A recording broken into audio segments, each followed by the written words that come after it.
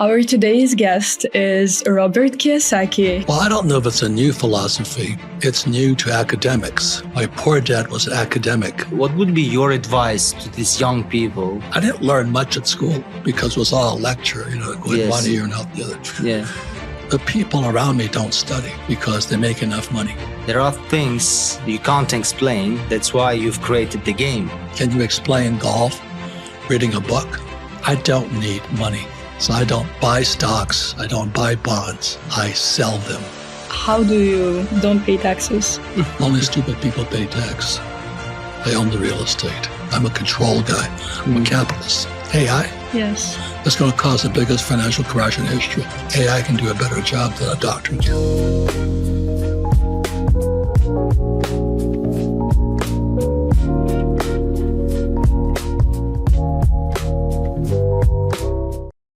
Our today's guest is Robert Kiyosaki. His books has inspired people to to rethink their mindset when it comes to money, and his works over a decade has helped people to build their sustainable financial foundation for their life. Robert, you're known as someone who challenges a traditional positions when it comes to finance and education. Your books and game Cash Flow has been a source of inspiration for many people. So our listeners are so interested in one of the questions is that what was your inspiration for creating a new philosophy of wealth? Well, I don't know if it's a new philosophy. It's new to academics.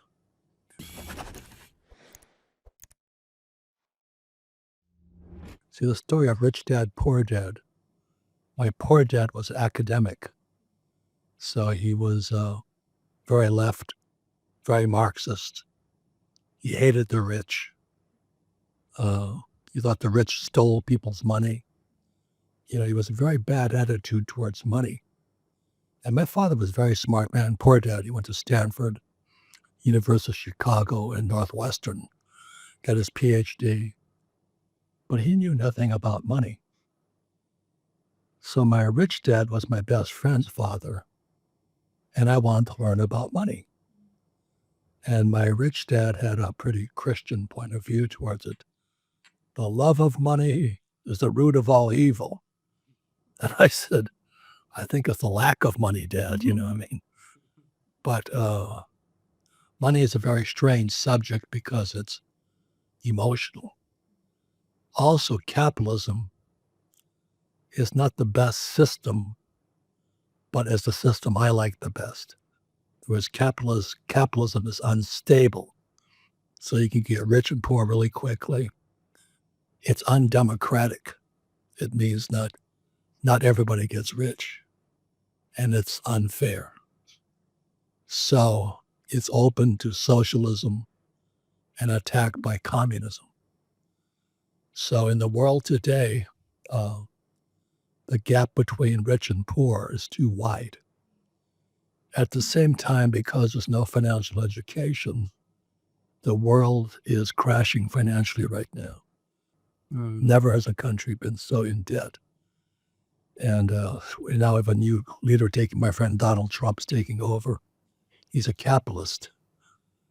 But unfortunately, they're going to try and kill him, as we all know, because he's going to go against the academic left. Yes. The bureaucrats, we call them. So it's a very unstable time, unstable system. Japan is in serious trouble. China is going down. Germany is going down. And we have a war in the Ukraine. And we have a war in the Middle East. And then you have BRICS, Brazil, Russia, India, China, South Africa going after the US dollar. Yeah. And at the same time, you have Bitcoin with blockchain technology. So as I was saying to your class is entering the world at its most unstable time in history. Challenging times, right? Unstable. Yes. Challenge is one thing. Yeah. Unstable is another. Because when things are unstable, That's what leads to war. Yes, yes. I fought in Vietnam twice. Mm. So What would be your advice to these young people, to our listeners who's entering these unstable times? What kind of habit level education they have to bring into their life to become financially independent? well, that's what I was very proud of your Mhm. school here, Central Asian University. Yeah. You have a room where they play games. Yes. I didn't learn much at school Mm. because it was all a lecture, go in one Yes. ear and out the other. Yeah. And it was often taught by poor people. Mm. Most academics are like my poor dad. They're good people, but they're poor. Mm. And so they have a resentment toward capitalism. So if you read the Communist Manifesto by Marx and Engels, Mm. chapter 1 is abolition of private property. Yes. The communists don't want you owning anything. Mm. That was my poor dad. Mm. He said, it's not fair that your friend's father had so much and I have nothing and I'm a school teacher. Nothing has changed. Mm. You still have poor school teachers trying to teach capitalism, a subject they don't understand. So by Central Asia University having a games room instead of a lecture hall, I think is so far forward thinking. I'm blown away. I'm impressed, and I'm honored my game is one of the games. So young people of Uzbekistan can be a part of our university. Yeah, so it's progressive. It's Yes. the reason I like games is because we have 4 intelligences. Mm-hmm. We have mental, emotional, Mm-hmm. physical, spiritual. Yes. So when you sit there in class and teachers are lecturing, but when you play a game, mentally you're engaged, physically you're engaged, you're doing something, spiritually you're engaged, and physically you're engaged. Mm. So it's a better teaching tool than a professor. Exactly. Yes. So, what do you think? What distinguish rich people and poor people, uh, without considering like financial part? Like maybe their mindset are different. 99, the difference between rich people and poor people, attitude. I think money is important, so I study it. That's why I brought Sandra, my assistant, up. Every morning I'm studying. I'm studying markets, I'm studying this, I'm studying that. Other people are watching TV, singing contest, and Yes. they play golf or pickleball, or, it's what you do in your spare time determines if you're rich or poor. You haven't been sleeping in the plane yesterday. You were studying all the way. Yeah. I recognize. Yeah. So it's what you do in your spare time determines your future. So everybody's I go back to Phoenix, I go to work and all this. But when Sandra came in this morning at the hotel here in Uzbekistan, I'm studying. And so that's what gets me ahead. Yes. The people around me don't study because they make enough money. It's not that I don't have enough money. To me, making money is a game. It's like playing Monopoly. Yes. I like the game. If you don't like the game, don't play it. You mentioned previously in our conversation with the students that there are things you can't explain. That's why you've created the game. Yeah. Can you please talk more about this? Because for our listeners, it will be quite interesting. What was the, let's say, main reason to create the game? Because you have the book, but still the game come up, which is getting more popular. Well, think about this. If you were to play what you guys call football, we call soccer. Yes, yes. Can you explain soccer by talking about it? No way. No way. So the same as golf. Can you explain golf reading a book? No. So there's certain things you have to do. And when I started studying philosophy and all this, I found out all philosophers believed in doing. But somewhere along the line, the more academic people got, it more just came to listening. So they call it lecture. Yes. Which is boring, which is why I flunked out. Now, the schools I went to, I'm what they call a ring knocker. Means an academy, military school graduate. I went to military school because we had to learn by doing. Whereas if I had gone to a normal university, you would be learning by listening. So I learned how to fly. I can fly aircraft. You have to practice that. And I can drive ships, and I can drill for oil. So I know how to do things. But ask me to study calculus, I can't do it. So I just don't know it. My mind doesn't operate that way. The same goes for the medicine, right? You get lecture, but the most skills they gain in the clinical rotations. When they go into the clinics, they do learn by doing. That's true. Yes. But the reason I like capitalism, as I was trying to explain to the students today, I don't need money. I can put a deal together by taking pieces of a deal, assembling it, taking it public through a stock exchange. So I don't buy stocks. I don't buy bonds. Yes. I sell them. I create my own stocks and bonds. I learn by doing. So the average doctor can't put a deal together. Yes. They might be able to do surgery or something. But I talked to so many doctors. They're very smart people, but they couldn't put a deal together. So I'm always putting deals together.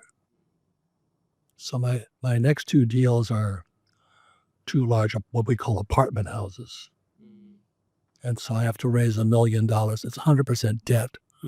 I have none of my money in the deal. It's all debt. That's very smart. Debt is money. Yes. And then I pay no tax. And it puts about $100,000, not a lot of money, but I make hundreds of $1,000s a month whether I work or not. So with that, I buy gold, silver, Bitcoin. But I start with debt. So you mentioned that you don't pay tax, but people claim that one of the unavoidable things in life is taxes. So how do you don't pay taxes? How is that Well, possible? I'll tell you something. Donald Trump is new president. And Doesn't pay tax either. Only stupid people pay tax. but how? Is it? You have to study. The way I pay no tax, okay, if I wanted $1 million, and so I worked and I saved money, to get $1 million, I'd have to earn $3 million because $2 million would go to tax. If I borrow $1 million, there's no tax. Yes. So when I use that $1 million to buy an apartment house, I want to buy an apartment house that's, let's say, $10 million. So through the trick of accounting systems, this appreciation, depreciation, amortization, appreciation, depreciation, amortization, this is all financial literacy. These are the vocabulary of money. They're all tax-free. Yes. Amortization is tax-free. Appreciation, tax-free if you know what to do with it. Yes. And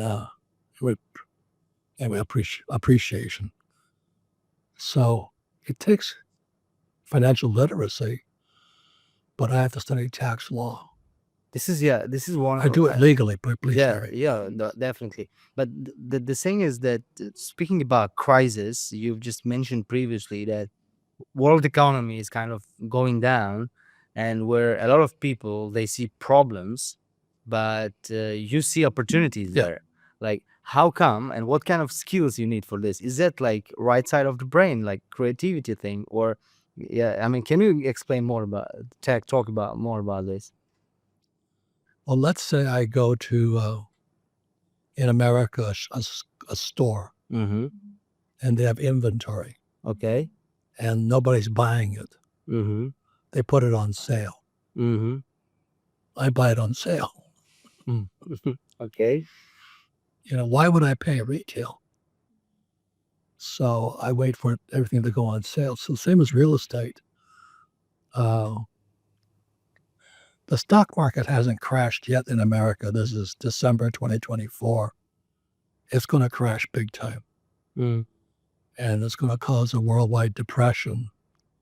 So all these people with nice Ferraris and all that stuff, they won't be able to afford their cars. So they're going to put their Ferrari on sale or Lamborghini on sale or their house on sale. And that's why I just wait for the crash. To buy them out. If I want something, yeah. Yeah, I mean, this is the opportunity, right? When the price is going down, this is what you see.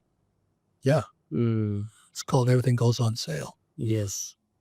The sad thing is, in America, I'm a baby boomer, you know. Mm-hmm. This crash is going to wipe them out. Mm. So many people who are my age will have no retirement. So the homelessness is going to go up in America. And it's old guys like me going homeless because they don't know anything about money. So I wrote a book called Who Stole My Pension? The people stealing the pension are Wall Street. Yes. Stocks, bonds, mutual funds, ETFs. I don't touch any of that stuff. Even with Bitcoin, I own the coin. I don't own the ETF. Okay. I don't own real estate and ETFs. I own the real estate. I'm a control guy. I'm a capitalist. I put my own deals together, my own financing. I hire my own tax guys, my own attorneys. I'm a deal maker. I'm like Trump, good friends. So there is a new technologies and AI, how it will approach and change the finance. Will it change something or? AI Yes. is going to cause the biggest financial crash in history. AI. Yeah. Mark my words. Mm. The reason is because AI cannot measure insanity. So when there's a panic, AI is going to kick in and they're going to sell. So that's what happened 2 years ago. Silicon Valley Bank, the machines went off and it nearly destroyed the whole bank. So my prediction is that artificial intelligence is going to cause the biggest banking crash in history. We're about 3 or 4 months away from it right now. What about like at job positions when it comes to job positions? Already, I don't even know this, but unemployment's going through the roof. All technology workers, all the guys who thought their jobs were safe, that like Google, Amazon, Apple, Tesla, they're letting people go like crazy. So that's what they're worried about. So will the AI increase the gap between rich and poor? Already, I mean, in my town, I have cars, no drivers in them. It's already happening and increasing inequality, right? The difference between poor and rich. I mean, what basically her question is, will it actually speed it up? The process. Well, machines took away the laborer. AI is going to take away the knowledge worker. Like you don't need doctors. Yes. AI can do a better job than a doctor can. So there won't be a middle class, right? So middle class might disappear. Be middle class, but it's going to become smaller. The biggest thing is guys my age have knowledge. See, my generation in 1974, up until 1974 in America, everybody got a guaranteed retirement.